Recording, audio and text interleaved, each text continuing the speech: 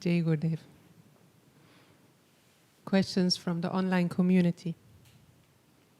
Dear Guruji, can we understand that we have biological fear and artificial fear, which is created by the mind? If so, then can we work on removing both fear, or actually biological fear is natural and inbuilt in our human system? A very beautiful question.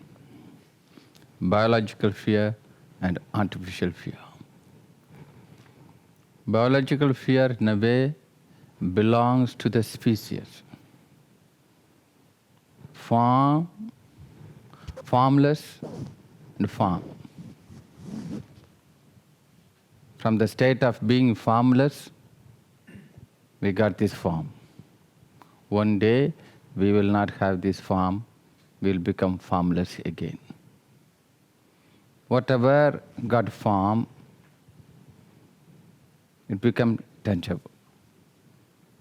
When we are formless state, we are not tangible. When you are tangible, you become available to all kind of interventions. Pain, fear about pain, fear on not having food, not having water, not having air, not having space, not having freedom, not having experience of living. You are not living just with the food. This life is full of expressions. All these expressions together creating certain experience. See, for example, looking at this flower, something is taking place in me. Something is evoked inside of me. Some unknown experience. This experience stimulates certain elements in my body, stimulate certain chemical, produce some substances in my body, which nurture all organs. It's very important to know you are not only living on food. We are living on all living beings here together with all expression. Even the cloud, and sun and moon, the stars, the clouds in the sky, and waves in the sea, the tree, butterfly, all, whatever you can sense, all together, creating certain experience in you. And all the experience stimulate and produce certain substances inside of you, which is important to nourish all the organs, all the nadis, the whole of you. And this experience, this interaction with all what is happening is a life experience. There's a fear of not having this interaction. Do you understand? Not having this connection, meeting the life. I may die before I meet this life, before I get into contact with this connection. There's a fear. But I don't want to die without meeting this life. When we born, death also born. Isn't it? It's together. The birth is connected with the death. So death is not a question. It's not something negative. But dying without living It's a question. So there's a fear of not meeting this life. Also fear about food, shelter, and fear about not being attacked while you sleep, while your senses are, closed. That's why the shelter takes place. Need of shelter. When my senses are sleeping, I need a kind of security that I am not a prey to something else. Isn't it? I have to protect myself. When senses are open, I can run, I can protect. But when I sleep, I'm entering into the death state. So I need something to protect myself when my senses are sleeping. So the concept of shelter arises, which belongs to all beings. So there's a fear of not being attacked, not being eaten up. So it is very natural to have that kind of fear which belongs to the tangibility. Got it? When the formless become form, tangibility of our body. Other one is artificial fear, that I may not become popular, I am not famous, I may fail in the exam, my name may be spoiled. So many fear comes, which belongs to my identity. As equal as my body, I also identify myself, my image, my identity. And I want to make sure this identity is not harmed, hurt, because the way your body is tangible, your identity also tangible. Do you understand? So you are also having fear towards your identity.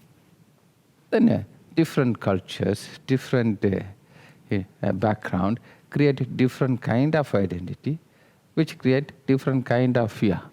Not being, for example,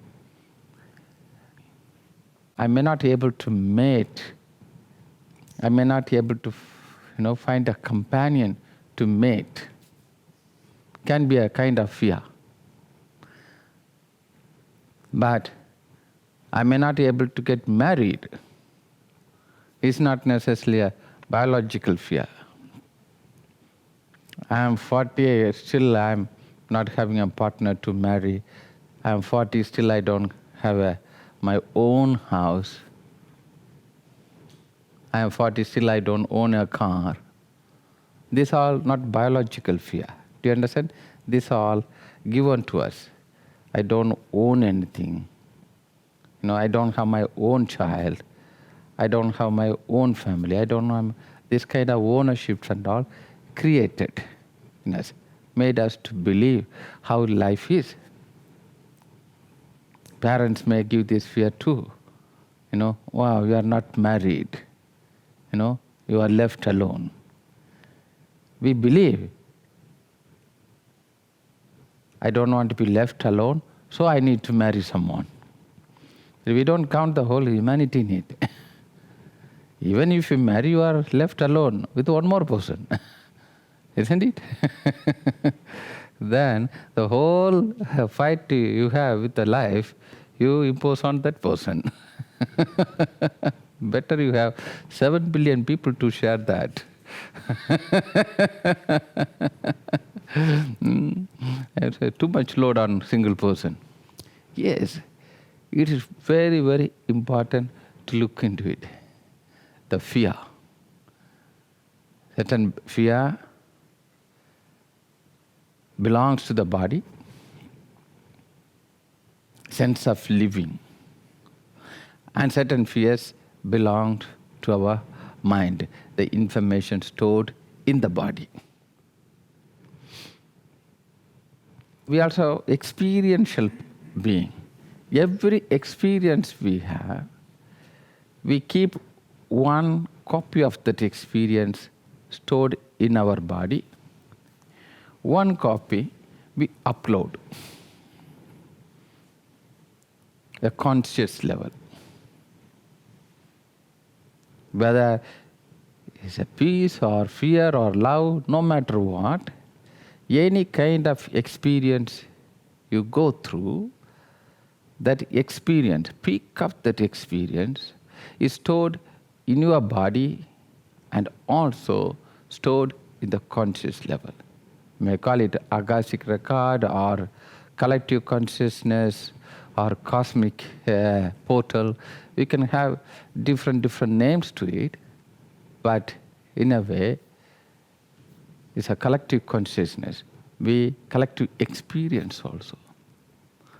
Every one of us are uploading, this experience, our own inner experience. That's why always I talk about the inner experience. Because your inner experience not only belongs to you, it is also downloadable by others. It's available to others. So better to give some better experience. So, every experience, we keep one copy and one copy we upload. It goes there, collectively. When we have fear, and this fear, collective fear also, available to express through us. The same way I upload it, same way it's also funneling through me. I become an expression of that collective fear.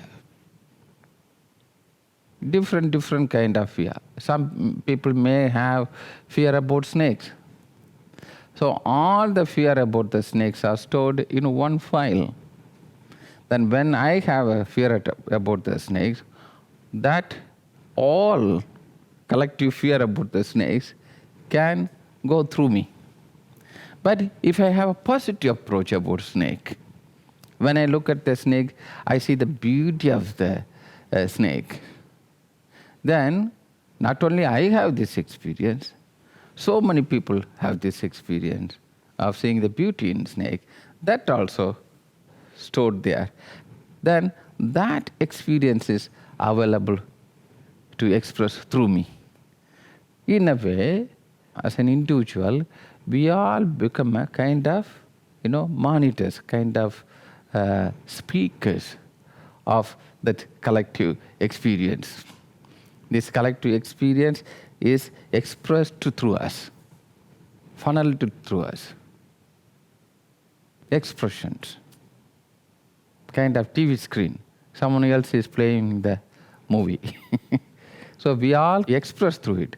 And what we express,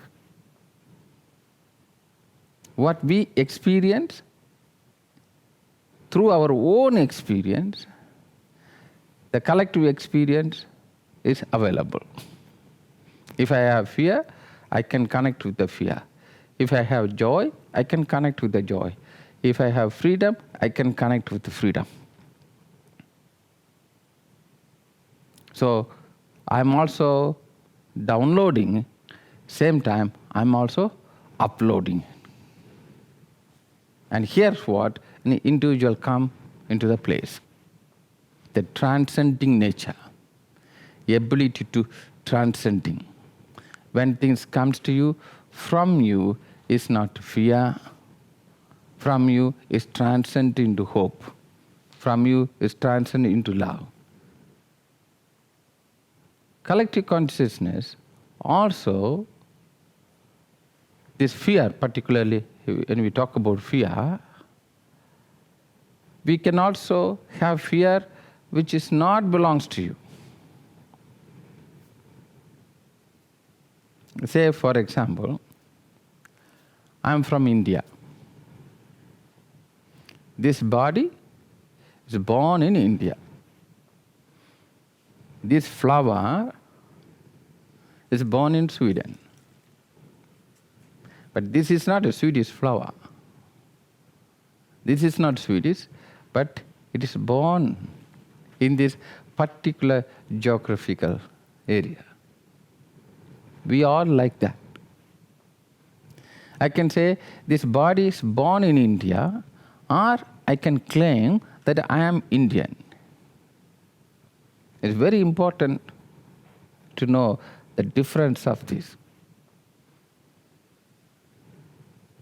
When I identify myself, I'm Indian, then certain experience also comes along with that, a package of it. By the time I identify myself as Indian, you all become foreigners. You all become German, Swiss, Brazil, all over the world. Different country. I started to see you as different. But when we say, you're born in France, but you are not French. In nature, there's no any name like this. We only made all those. In Mars and Moon, and you go to any other planet, unnamed landscape. This planet also like that. Isn't it? Undivided, without any separation. We started to separate everything, divide everything, classify and compartmentalize everything. Then we create the difference between these classifications. Then we also started to identify ourselves belongs to those classifications. If I claim I am Indian, then when India, wins the cricket game, I may feel proud, I may feel good, I may clap.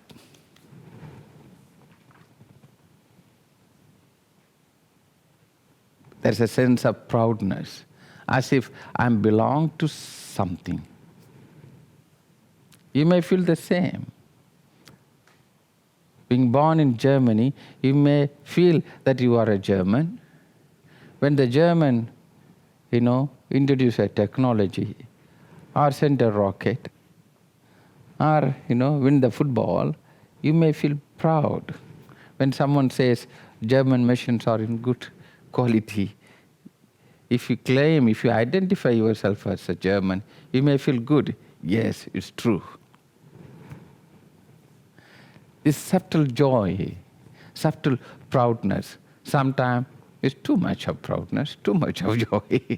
It's various of sense of I belong to something. When I identify myself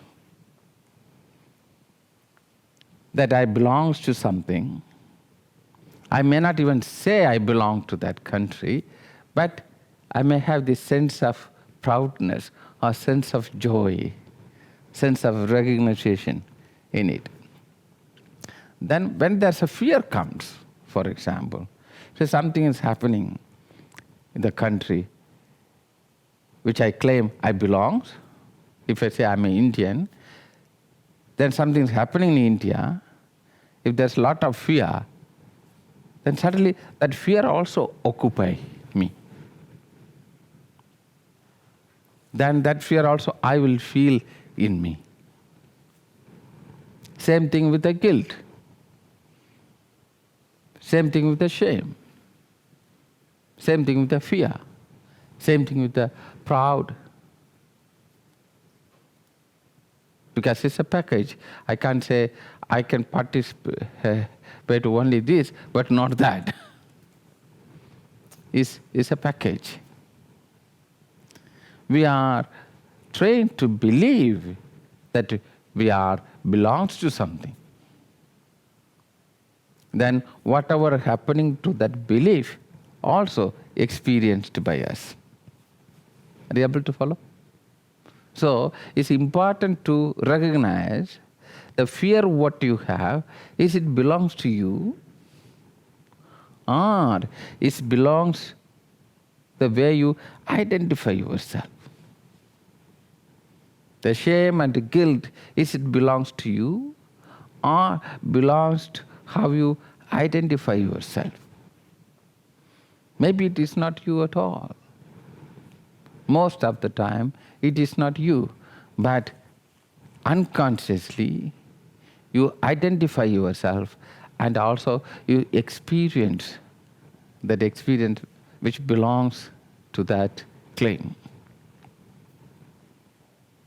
When you experience fear, get to know about it. Now, it's a very interesting period we are living in during this pandemic time. Two kinds of fear is available. Because the pandemic is beyond any boundaries. All over the world, the whole human species is affected by it. Isn't it? The pandemic is attacking not only German, Swiss or Swedish or Indian. It is really unconditionally, expanding everywhere. So, it's an attack against a species. So, the human species level, that's one kind of fear comes. That also we will experience. The human species is experience certain fear. Collective consciousness, again, collectively as a species level, biological level, there's a fear arises. That's one thing. Another one is, if I claim, if I identify, I'm Italian, I'm Indian, German, Spanish, then this identity also creates one more fear. That when the infections or death rate goes up, how I identify myself. For example, if in India this death rate goes up, I have more fear. But the same thing happened to Africa, I feel too distant to that fear because it's not mine anymore. It's happening to someone else. It's not mine. It's not necessarily happen to my body. Are you able to follow? It's not necessarily to happen to my body, but it can happen to so-called my country or so-called my people. It's very beautiful opportunity now to recognize how we are divided, how far we went away from being a human species. When things are affecting my country or my race, then I am more concerned. This fear comes through me, something is happening. But at the same time, when we read it's happening to someone else, I don't have the same connection to that. It's distant. That's why we are going through all the dramas now. We don't recognize with our primary source of experience that to the human species it is happening. So you will have fear, two fear. One is species level, one fear arises, which belongs to your body. Other one is mental level, how I identify as if I belongs to some religion or some country. If they say it's attacking only, particular religion, then if you belong to that religion, if you identify yourself as a religious person, you will feel that fear. You got it? So, it's important to know, when you have these two fears together, we are really fearful.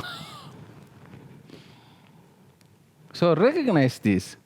The fear I have, or shame I have, the guilt I have, it belongs to me. Or I am expressing because my ignorantly, because this secondary identification is a kind of ignorant.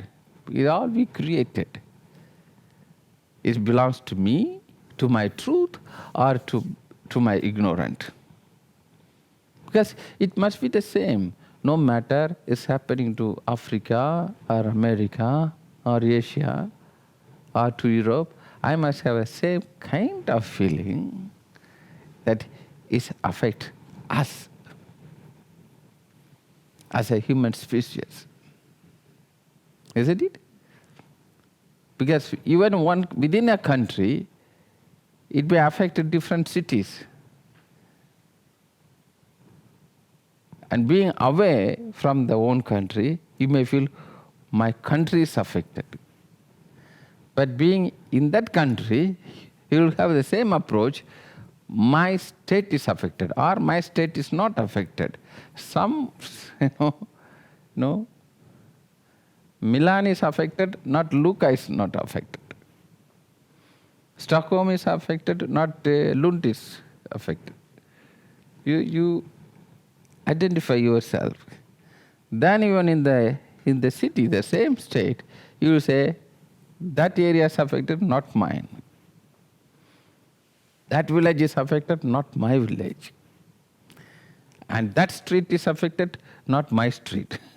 My neighbor is affected, not my family is affected.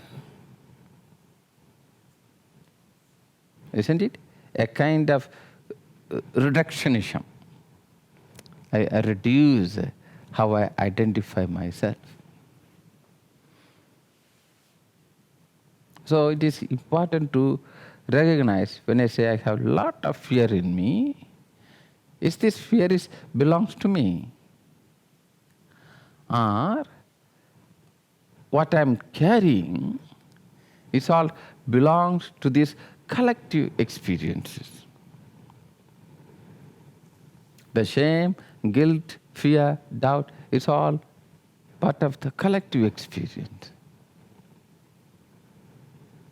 When I'm proud or happy about something, some identification, I must be aware I am accountable for the whole experience which belongs to that. I can't separate it. Only this is mine. The country which I belong, if they make a mistake, if they make something great, I feel proud. If they make a mistake, naturally I will feel shame. I will feel bad about it. But think about the state that you don't have this identification at all. You are free from this kind of classifications. You recognize as a species level, human species. I'm a human. And we are all human. Then my sense of proudness is not against someone else. When Germany and Spain play football against each other, when the Germany wins the football, then the sense of proudness, I won against Spain. Do you understand? And I'm happy. And we are best. This sense of we. It's very deep understanding. If you don't have the sense of we, sense of this claim, I belong to something, then naturally,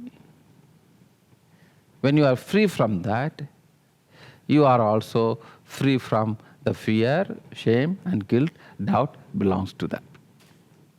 You will not be touched by that.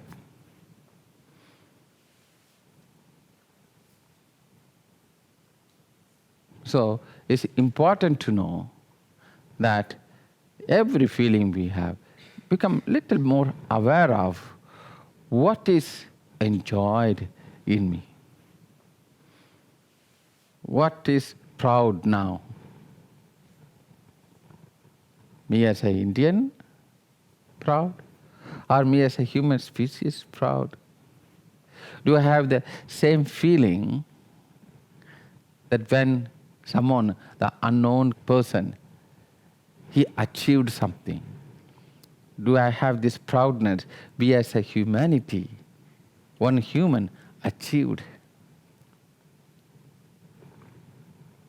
Or I feel this sense of achievement only when it so-called belongs to me, it comes. So it is important to recognize this kind of feelings what we have, which is separate, which brings separation between us, between people, and create this kind of separated feelings. Then we are competing with each other, creating dependency on each other, creating trade agreement between us, making war between us, creating winners and losers between us. Failure of one person, one individual, is failure of whole humanity. Success of one human, one individual, is success of whole humanity. It belongs to that human species. But from that sense of wholeness, we make every argument how our separation is valid. We have to go beyond this. That is the goal.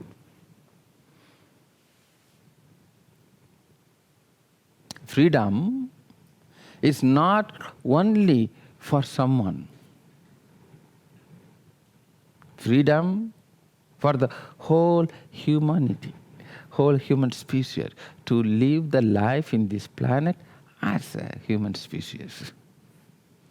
Not against someone. I get my freedom from someone, or I give freedom to someone. No, no. Freedom for all.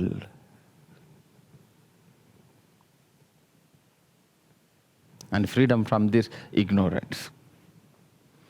This freedom needs to arise in our heart first. That I free from the ignorance. I free from the ignorance which separate me from others. This is important. Which separate me from others.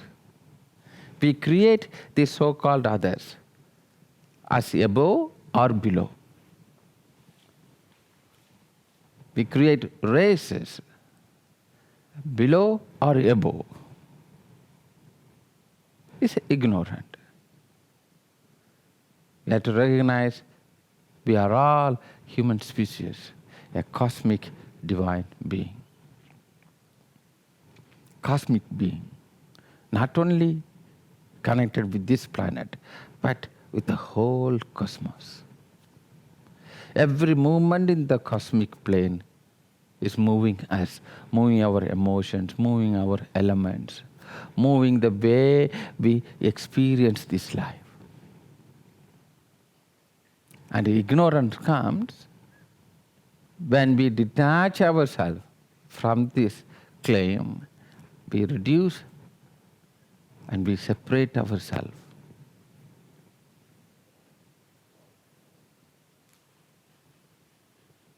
Jai Gurudev, why am I not able to express my love? Expressing love.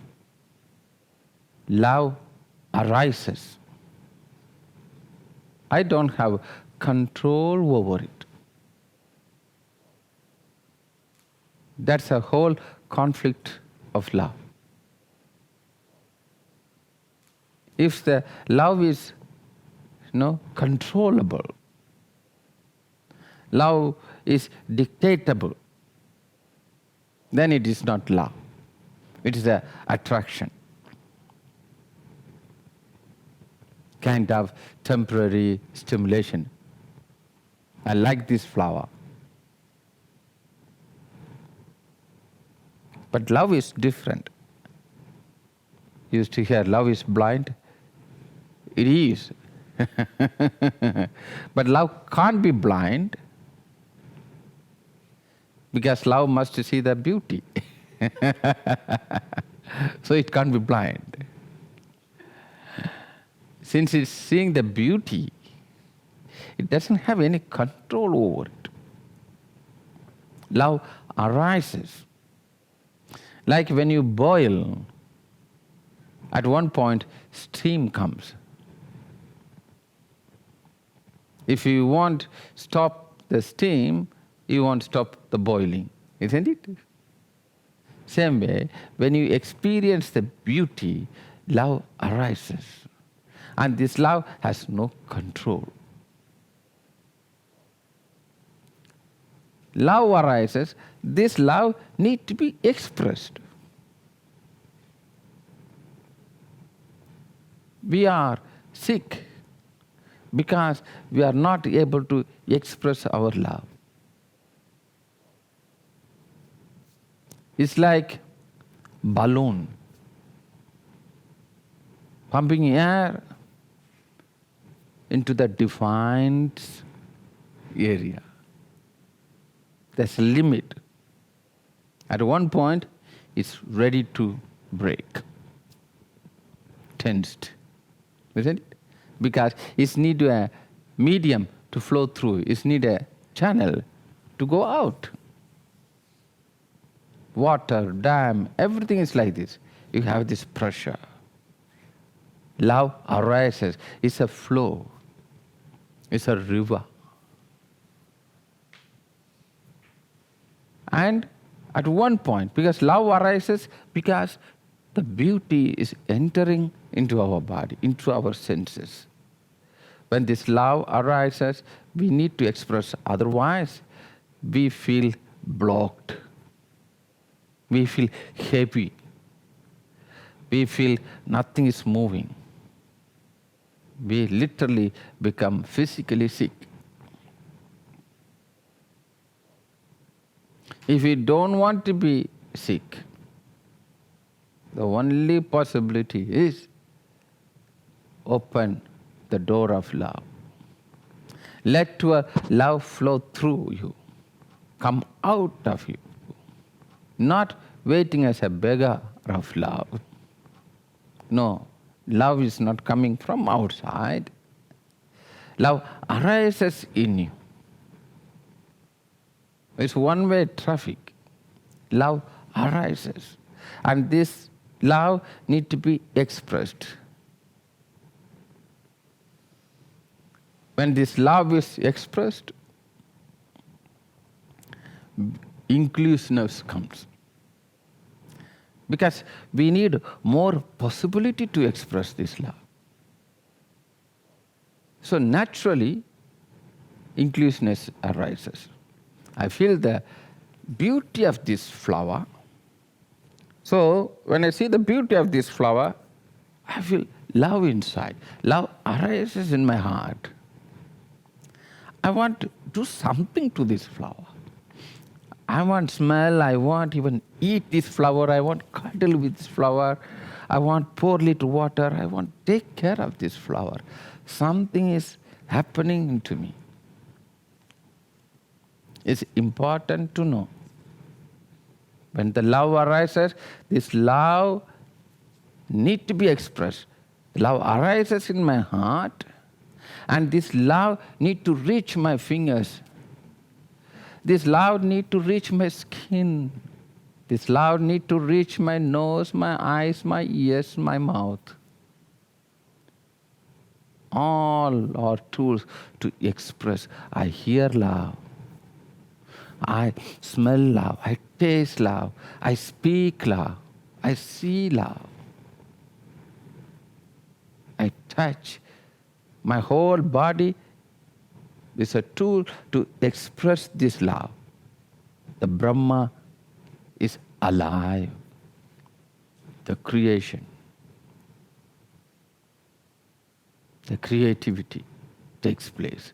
This love expressed through me. Now we have so much problems, health problems,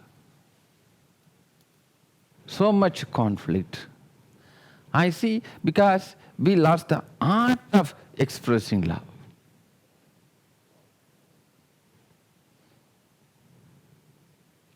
Two things. One is we also created our boundaries. I see a child so beautiful. I want to express my love. But now I created a boundary. If it is my child, I can express this.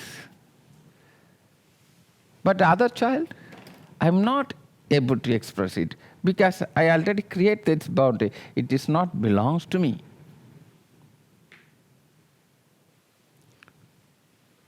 My garden, this plant belongs to me.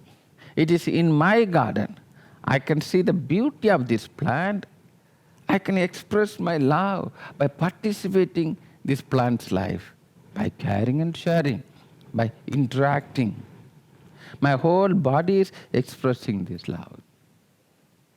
But when I see the same plant in my neighbor's garden, I don't have the same expression anymore because it not belongs to me.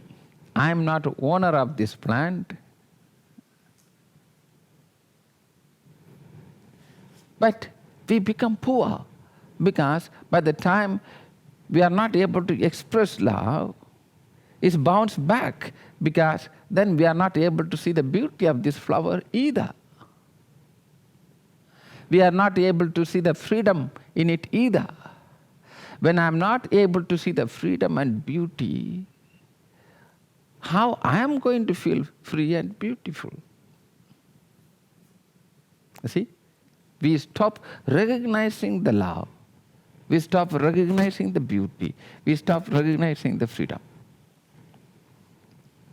Because when it belongs to me, I'm ready to recognize, express my love.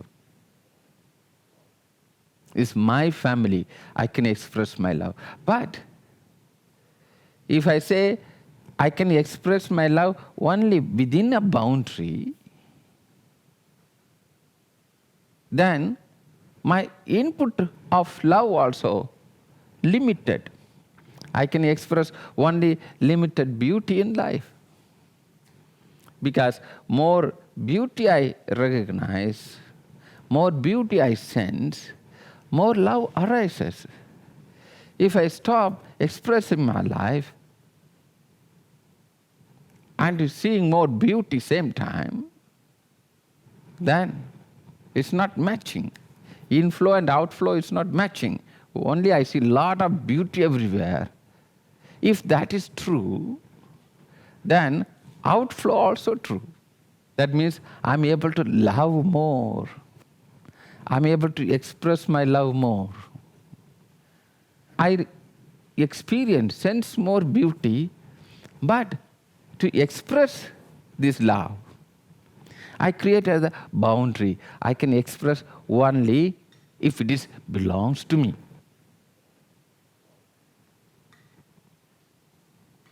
If the garden belongs to me, if these people belongs to me, then I can express. That means I'm limiting my flow of love. So naturally, I will have problem.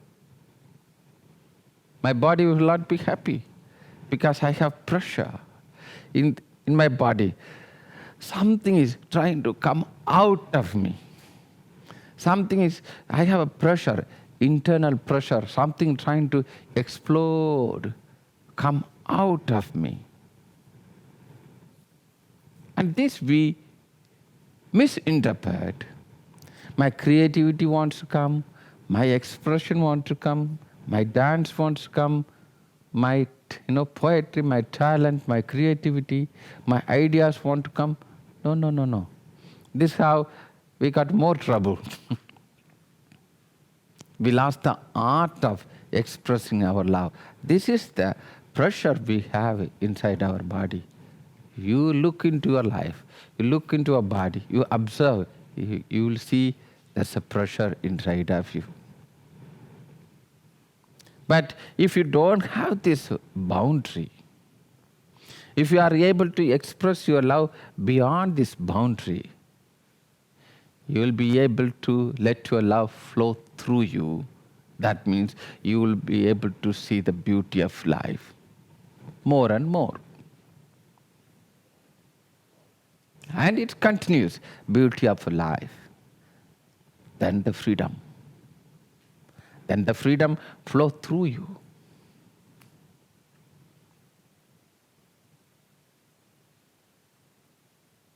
Yes, learn how to express this love. So, two things are involved in it. One is my language of love. How I express my love. I limit myself. Tuan is an engineer.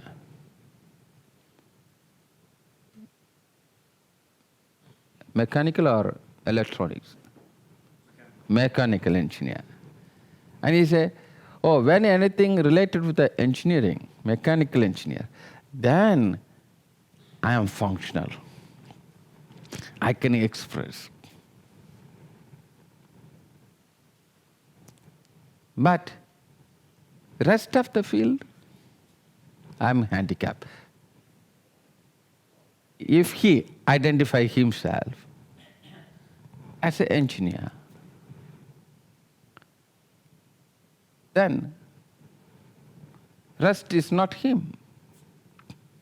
When the garden is there, he stands paralyzed. He is numb because he is not able to express his love. When he stands in the kitchen, he is numb because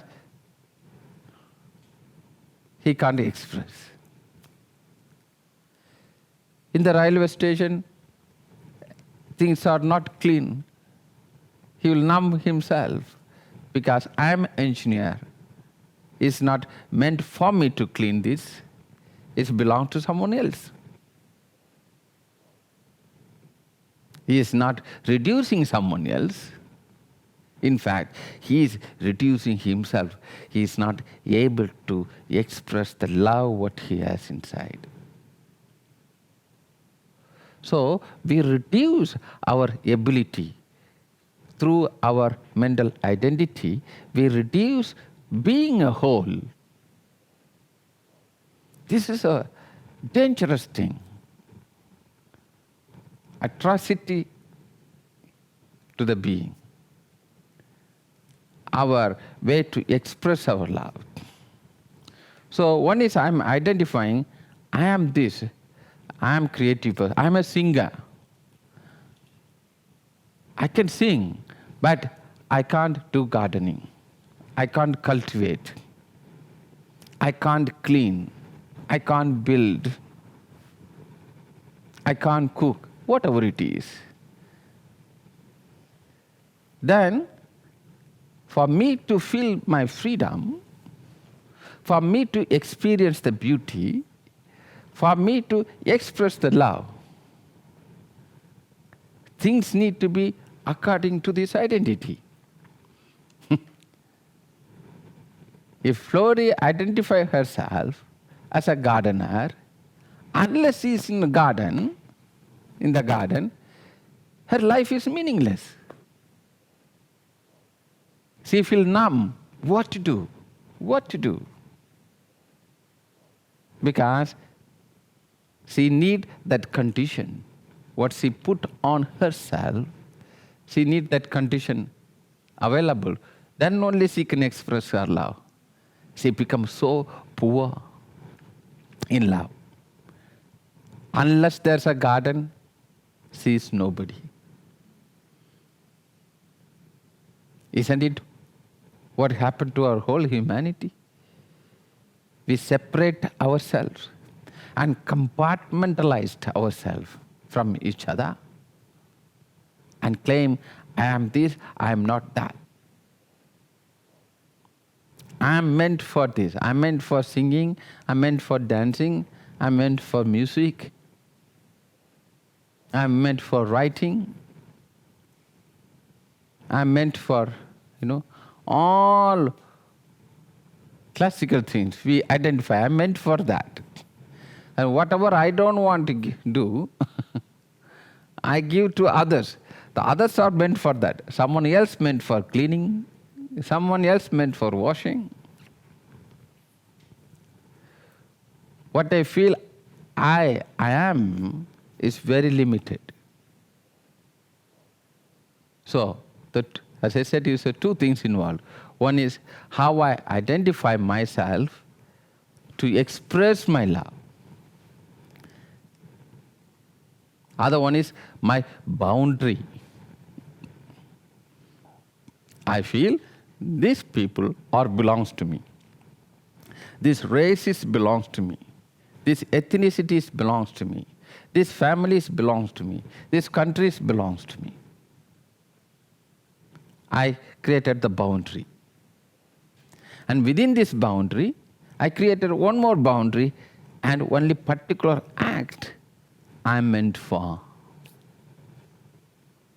So in both ways, I reduced my possibility to express my love.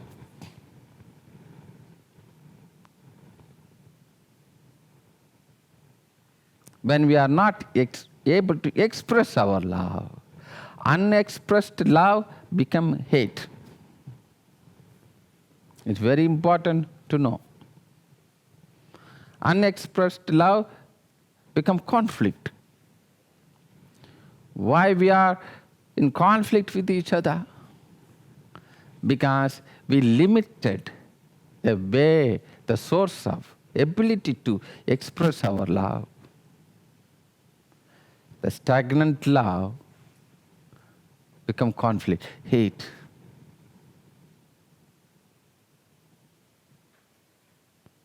When the love is not expressed, when it's suppressed for a long time, the rotten love becomes hateness. Gives fear. Fear against each other. Create doubt against each other. And when the doubt comes, we withdraw ourselves. We reject other part.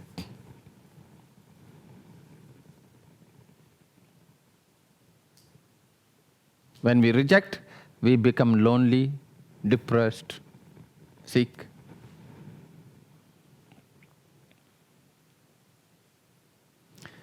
The way to express our love, if you are able to express our love unconditionally, without our boundaries, without classifying ourselves, I meant for this. When I claim I meant for this, I also say others are meant for something else, isn't it?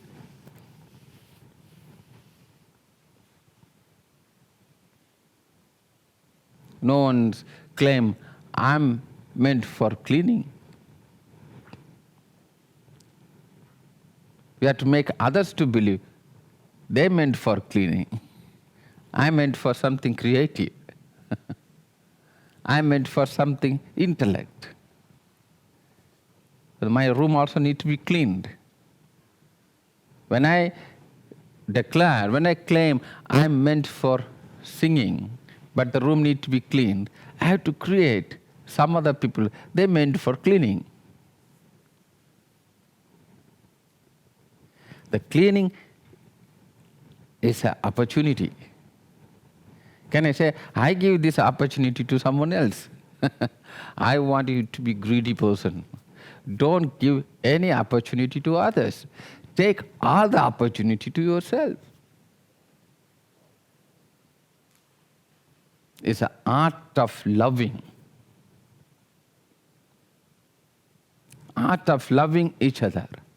Art of loving means my ability to express my love without compartmentalizing.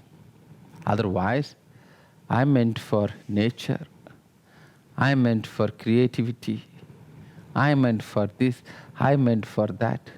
You are reducing yourself. So two ways. One is reducing my ability to express love.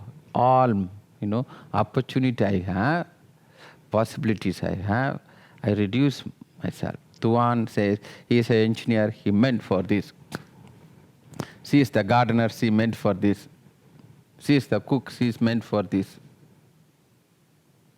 She is the cleaner, he is the cleaner, he is meant for that. He is the poor person. Because all other situations, he is a handicap. He is a numb person. He don't have the possibility to allow his love to flow through. So in this way, we reduce. Other one is my boundary which I have created.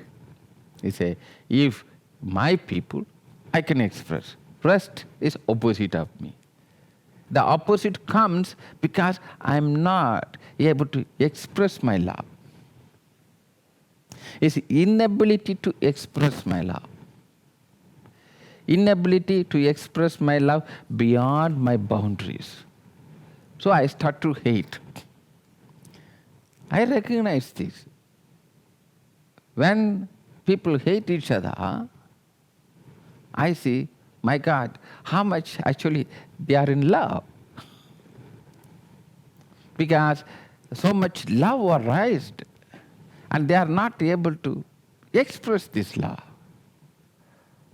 That unexpressed love got rotten and become hateness and started to have fear against each other, doubt each other, then reject each other, withdraw from each other. Yes, beautiful humanity. We are still part of it. So, let your love flow through you. No matter where you are, no matter which situation you are in, the situation is the opportunity to express your love. Without boundaries, without reducing yourself. When you are able to express your love, you will see, when you are able to express your love beyond the boundaries, without reducing, you will start to experience the world is so beautiful. The whole world is beautiful. Then you will start to experience you are free in this world too.